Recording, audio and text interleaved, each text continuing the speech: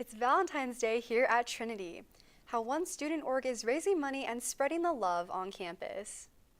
February also means the beginning of Black History Month, how you can celebrate right here on campus. All this and more right now on Newswave.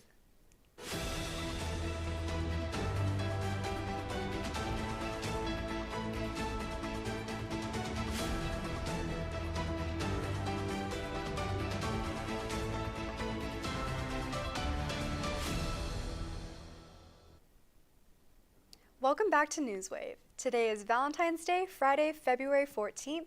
I hope you all have had a great one so far, and thank you to everyone who came and visited us at Chocolate Fest. As always, I'm Michaela Mendoza. And I'm Cynthia Morales. Up first, Newswave reporter Oralis Caballero has an inside look at how AKPSI partnered with Leroy to celebrate Valentine's Day.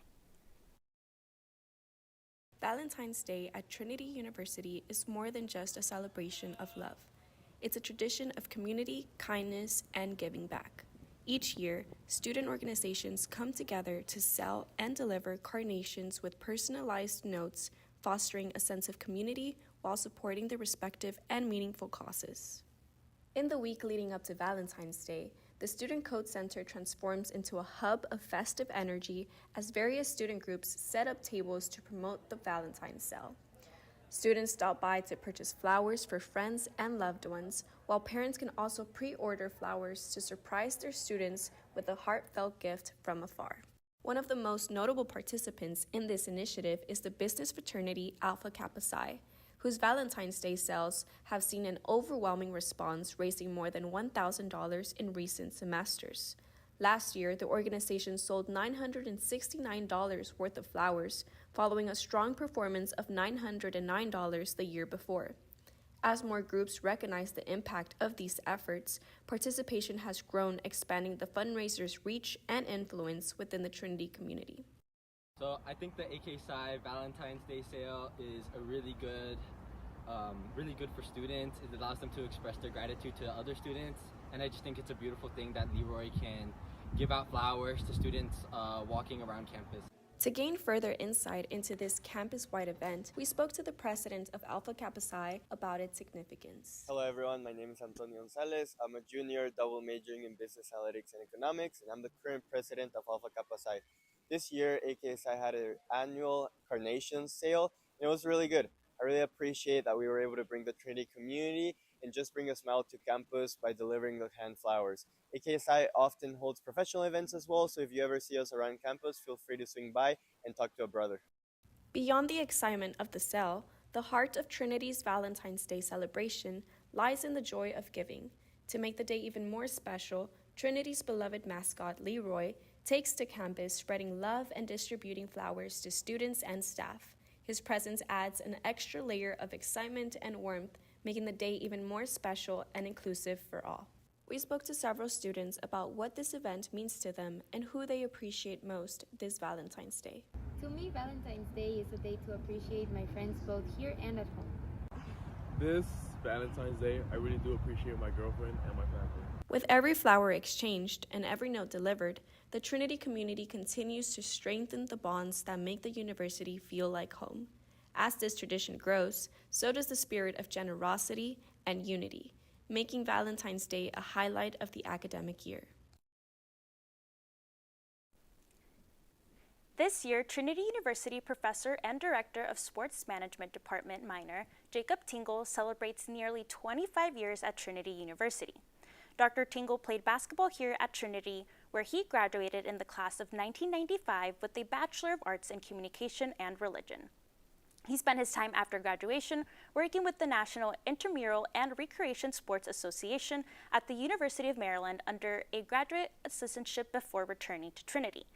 Later on, as an assistant athletic director, Tingle continued to grow, working on his doctorate while working his way up to where he was ultimately appointed as the interim department chair of the physical education program. He then designed and became director of the current sport management minor, reflecting on his 25-year milestone. He had this to say, quote, "Sports management as a field is truly interdisciplinary. Sports for me have always been a place where it's easier to find connection with someone that is different than you," end quote. We here as Newswave would like to congratulate Dr. Tingle on his long tenure of success and contributions to the sport management field here at Trinity. Trinity's Black Student Union, or BSU, is hosting a variety of events to celebrate Black History Month. The festivities began today with a transcribing celebration in honor of Frederick Douglass's birthday and will continue next week with a BSU Spirit Week. The Spirit Week will lead into the 4th annual Black Essence Festival, where the theme will be Dirty South, as students are encouraged to wear country attire or early 2000s Southern hip-hop outfits. Like every other year, the festival will also have music and food, giving students an opportunity to take a break from school. As the president of BSU, Junior Aaliyah Jones says, quote, "This festival proves that it is a beautiful thing where everyone, no matter their race or color, can come together and celebrate love and community and joy." End quote. The festival will be held on Friday, February 21st from 3 to 6 p.m. at Coates Esplanade. Trinity University lost a beloved professor this past year, as Diane Purcellin, director of the Handball Ensemble and professor of music education, passed away on December 15th from cancer. Dr. Purcellin is remembered for her kindness, passion, and positive attitude. During her time at Trinity, not only did she lead a successful handball ensemble program, but also co-founded the Arv Schulwerk Music Teacher Certification Program in 1998, through which countless students have taken part in. Chelsea Short, a 2011 Masters of Education alumni and San Antonio Elementary School music teacher, says, quote, "By creating those courses, Purcellin made San Antonio and Texas a place to be for elementary music ed. She's made sure that Trinity was always a focal point for those workshops and ideally will continue to be because of her legacy." End quote. A memorial service was held this past weekend, honoring the profound impact that she had on the community. Dr. Purcellin's dedication and teaching to passion for music has left a lasting impact on those who she taught with, worked with, and in the heart of those at Trinity University. Coming up, measles is back in the United States. What Texas lawmakers are doing in response. And how San Antonio high schoolers gather to protest the president's immigration crackdown. Stick around, we'll be right back in 30 seconds. Hate is loud. It gets clicks. It gets attention. Hate, however, is actually quite small. But love. Love is the majority.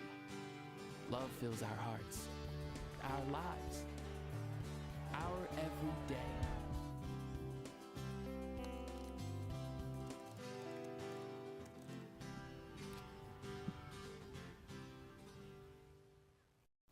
Welcome back to Newswave. Despite being too young to vote, high school students in the San Antonio area are organizing to voice their frustration with the Trump administration's immigration policies. Last Friday, nearly 1,000 students at San Antonio High School participated in a walkout against policies they consider unjust. In less than a month since taking office, President Trump has signed over 50 executive orders and lifted restrictions on where federal agents can enforce immigration policies. The walkout was organized by 17-year-old South San Antonio student Juan Rodriguez, who says he plans to organize additional protests in the future. Other San Antonio area schools, including Brackenridge High School and McCollum High School, also held protests last week over the president's deportation policy. The Texas Department of State Health Services has issued an alert about an outbreak of measles in Gaines County, with at least 10 reported cases in the last 2 weeks. This airborne disease, once eradicated in the U.S. in the year of 2000, has returned, threatening the health of pregnant women, infants, and compromised people.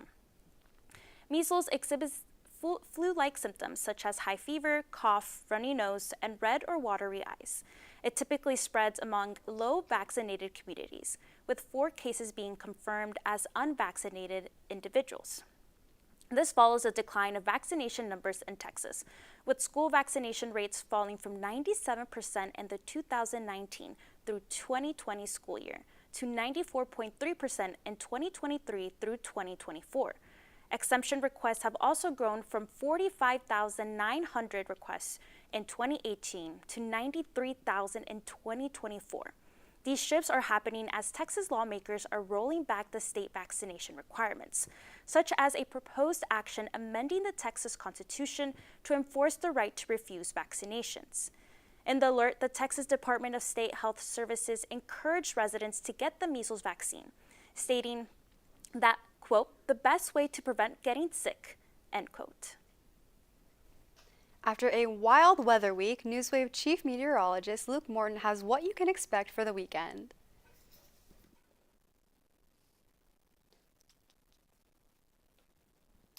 Good afternoon, everyone, and happy Friday and happy Valentine's Day.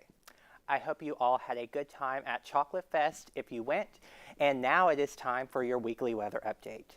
This past week has been quite the roller coaster of temperatures, with highs ranging from the 80s to the low 50s. That roller coaster ride looks to continue, with this Saturday warming up into the upper 70s under mostly sunny skies. A wonderful day for a walk in the park or even a picnic. Sunday, however, will be much cooler again with highs in the upper 50s.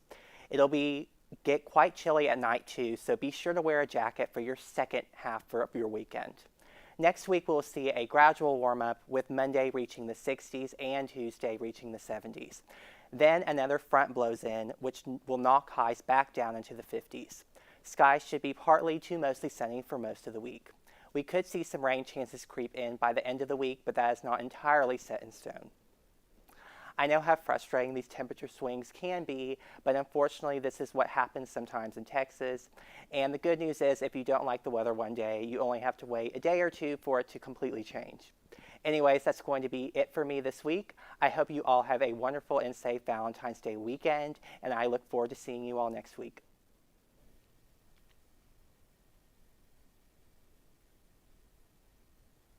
Valentine's Day is coming up and there's lots to do here in San Antonio.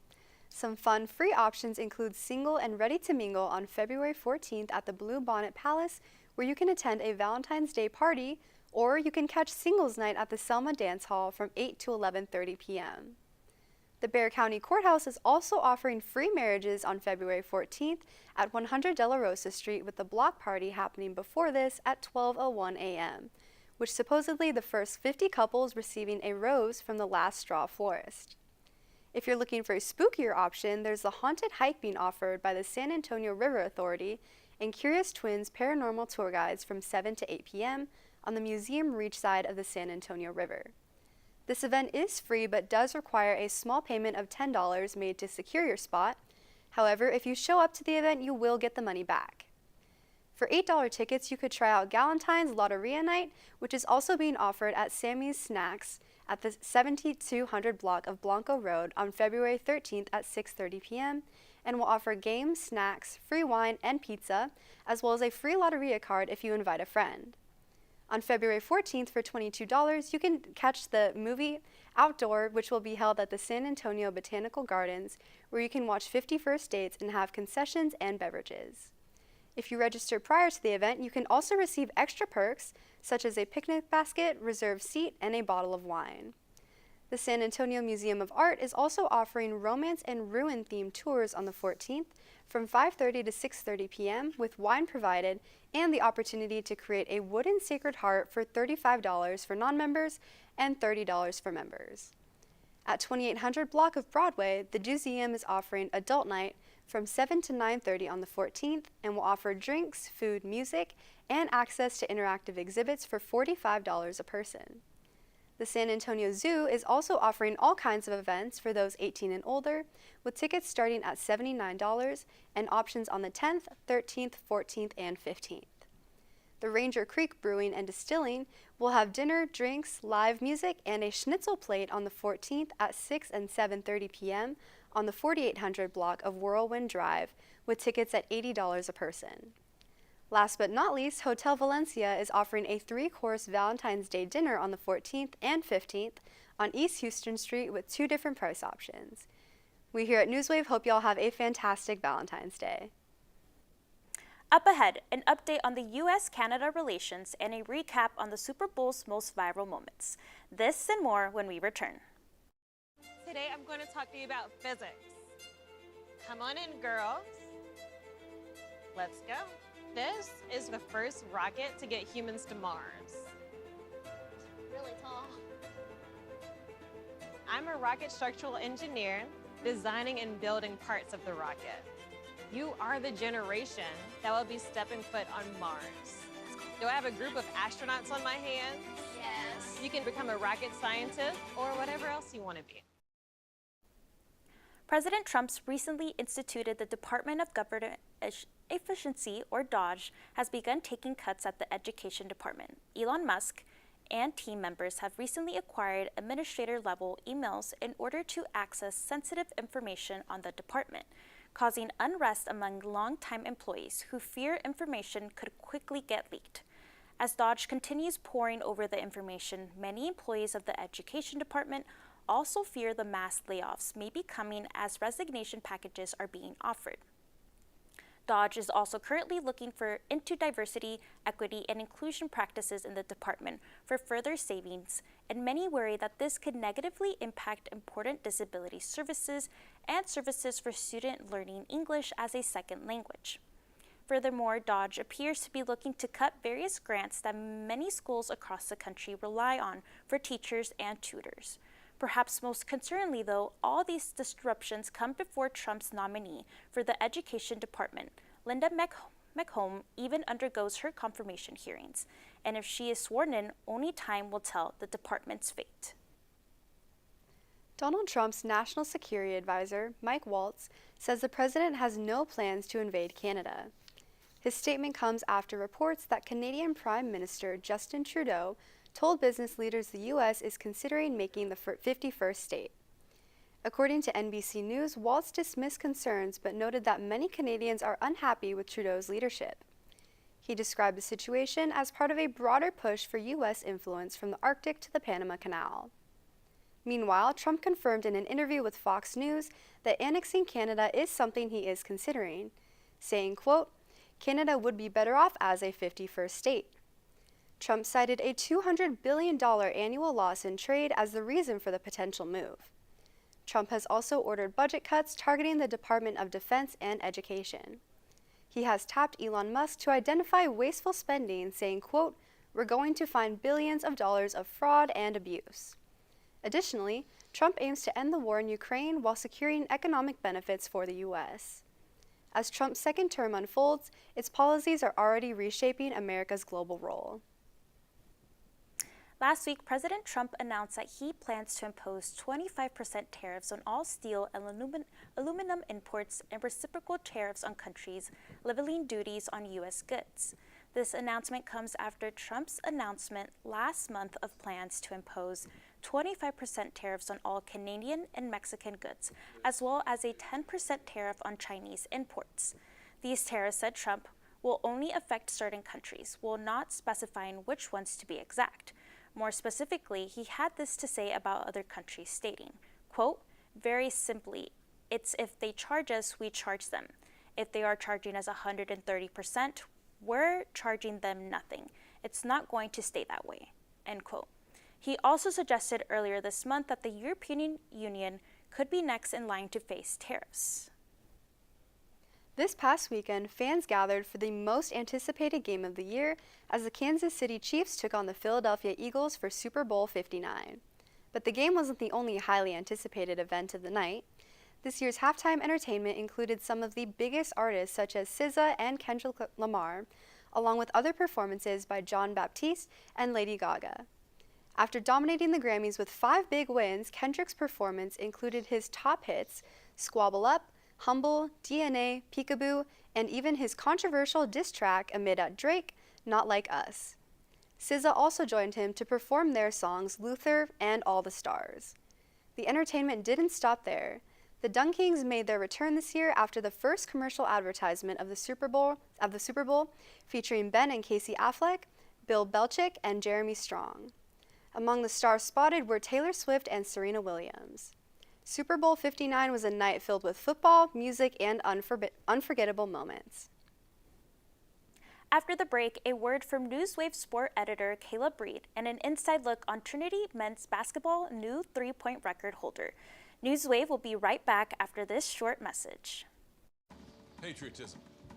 It inspires passionate debate. It's worn like a badge of honor with good reason. because it means love and devotion for one's country. But what really makes up this country of ours? It's the people. To love America is to love all Americans. This year, patriotism shouldn't just be about pride of country. It should be about love. Love beyond age, sexuality, disability, race, religion, and other labels. Because love has no labels.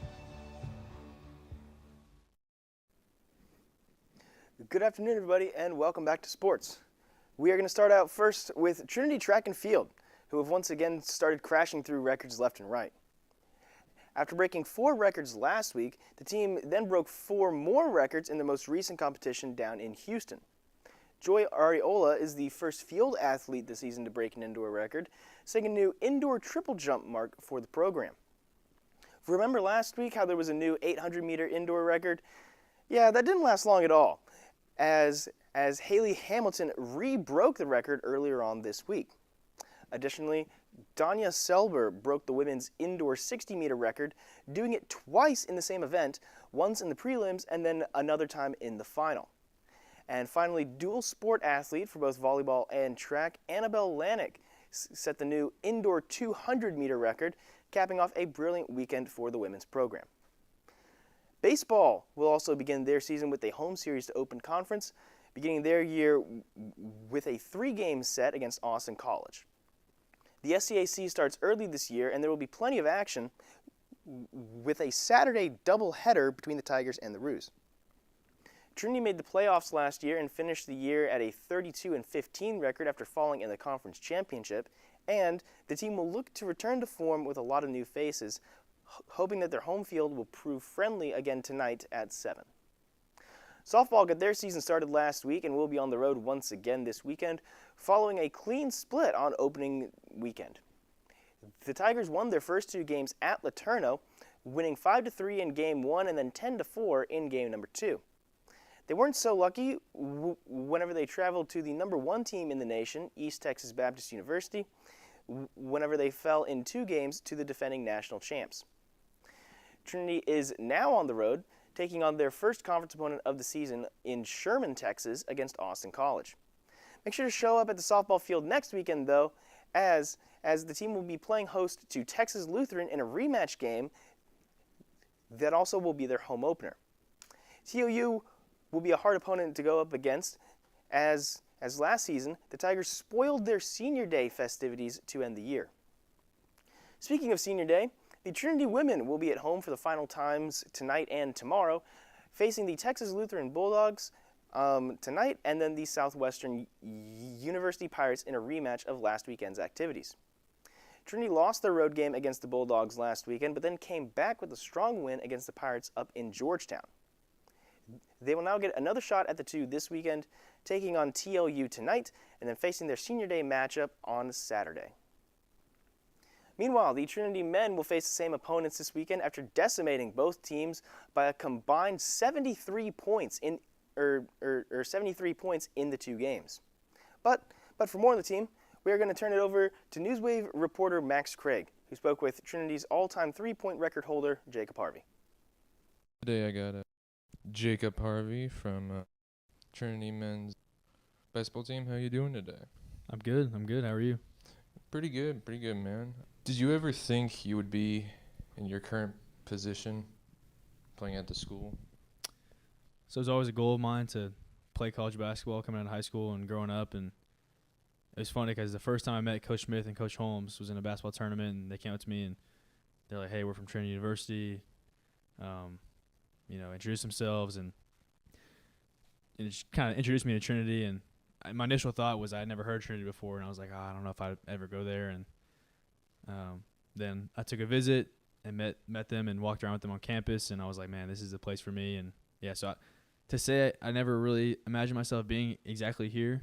Like, I couldn't have told you I would have been here 4 years later, but it's cool that things worked out, and definitely cool that I've been playing college basketball for 4 years because that was always a goal of mine. When did you start playing basketball?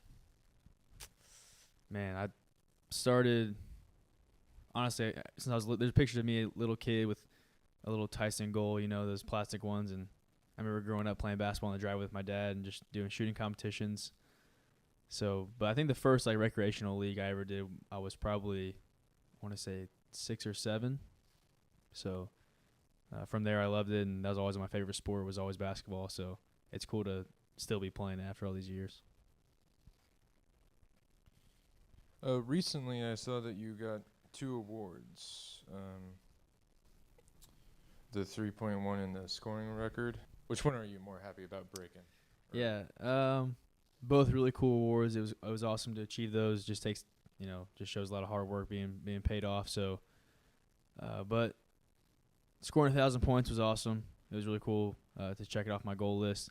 But I'd say the 3-point record was definitely my favorite out of the 2, just because I pride myself on shooting a lot of threes.